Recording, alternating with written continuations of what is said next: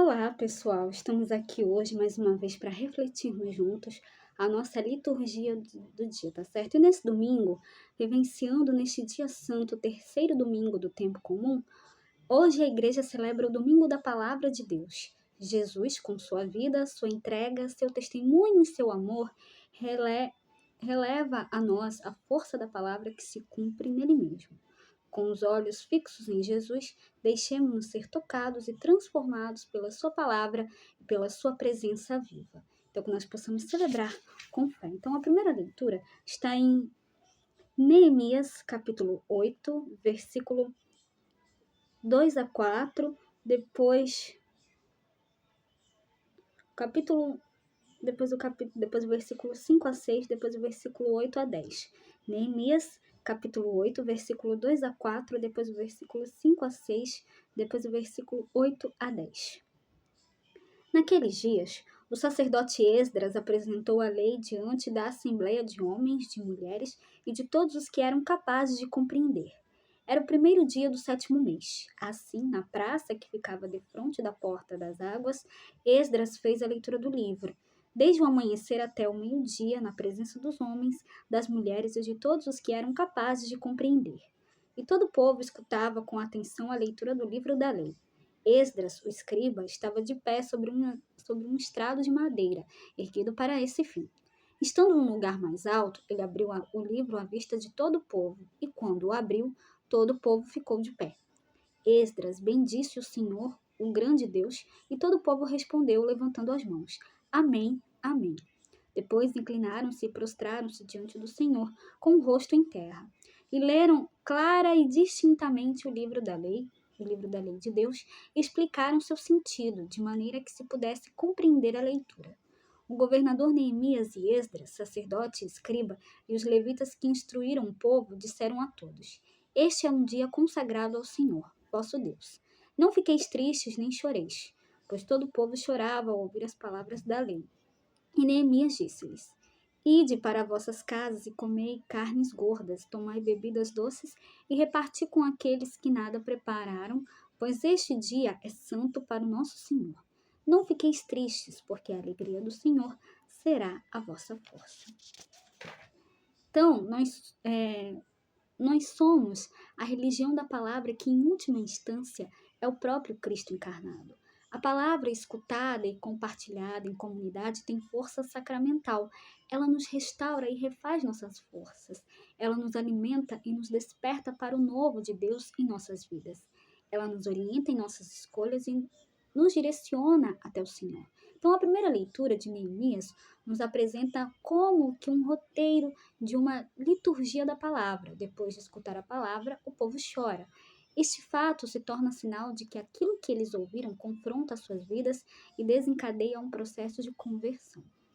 E agora, falando da segunda leitura, hoje ela está em 1 Coríntios, capítulo 12, versículo 12 a 30. 1 Coríntios, capítulo 12, versículo 12 a 30. Irmãos, como o corpo é um, embora tenha muitos membros, e como todos os membros do corpo, embora sejam muitos, formam um só corpo, assim também acontece com Cristo. De fato, todos nós, judeus ou gregos, escravos ou livres, fomos batizados num único Espírito para formarmos um único corpo. Todos nós bebemos de um único Espírito. Com efeito, o corpo não é feito de um membro apenas, mas de muitos membros. Se o pé disser, eu não sou mão, portanto não pertenço ao corpo, nem por isso deixa de pertencer ao corpo. E se o ouvido disser, eu não sou olho, portanto não pertenço ao corpo, nem por isso deixa de pertencer ao corpo. Se o corpo todo fosse olho, onde estaria o ouvido? Se o corpo todo fosse ouvido, onde estaria o olfato? De fato, Deus dispôs os membros de cada um deles no corpo, como quis. Se houvesse apenas um membro, onde estaria o corpo? Há muitos membros, e, no entanto, um só corpo.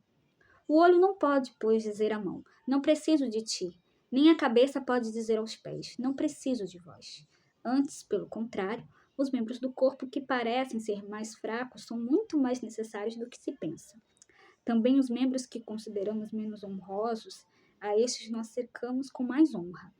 E os que temos por menos decentes, nós os tratamos com mais decência.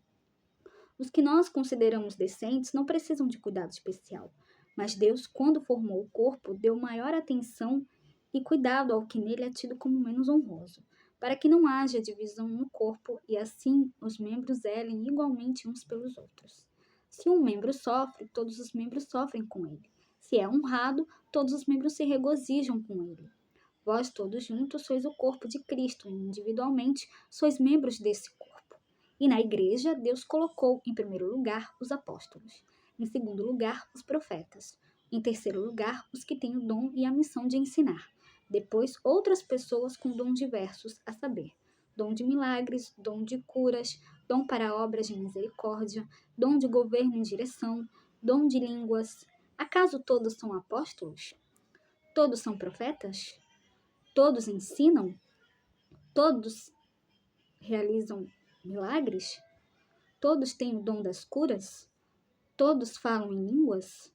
Todas as interpretam? Então, aqui na segunda leitura da primeira carta de São Paulo aos Coríntios, ele fala aqui: vós todos juntos sois o corpo de Cristo, individualmente sois membros desse corpo. Então, Deus nos dá um dom, né? Então, que nós possamos usar esse dom para louvar e glorificar a Deus e anunciar a sua palavra, né? Que nós possamos colocar em prática o que Deus nos pede. E agora, falando do Evangelho, hoje ele está em Lucas, capítulo 1, versículo 1 a 4, depois o versículo 14, depois o capítulo 4, versículo 14 a 21. Lucas, capítulo 1, versículo 1 a 4, depois o capítulo 4, versículo 14 a 21. Muitas pessoas já tentaram escrever a história dos acontecimentos que se realizaram entre nós, como nos foram transmitidos por aqueles que, desde o princípio, foram testemunhas oculares e ministros da palavra. Assim sendo, após fazer um estudo cuidadoso de tudo o que aconteceu desde o princípio, também eu decidi escrever de modo ordenado para ti, excelentíssimo Teófilo. Deste modo, poderás verificar a solidez dos ensinamentos que recebeste. Naquele tempo, Jesus voltou para Galiléia com a força do Espírito e sua fama espalhou-se por toda a redondeza. Ele ensinava nas suas sinagogas e todos o elogiavam. E veio à cidade de Nazaré, onde se tinha criado. Conforme seu costume, entrou na sinagoga no sábado e levantou-se para fazer a leitura. Deram-lhe o livro do profeta Isaías.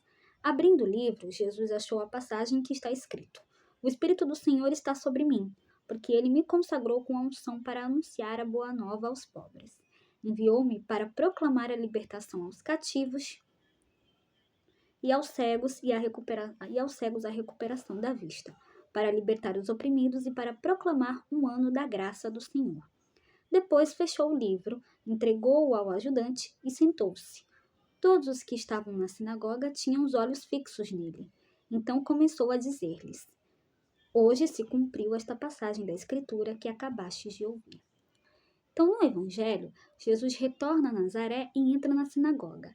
Lá, ele tem a oportunidade de fazer a leitura naquele sábado. Depois da proclamação do livro de Isaías, ele anuncia a libertação do povo e afirma o cumprimento dessa profecia. Com isso, Jesus proclama a si como o grande Salvador libertador que Israel tanto esperava.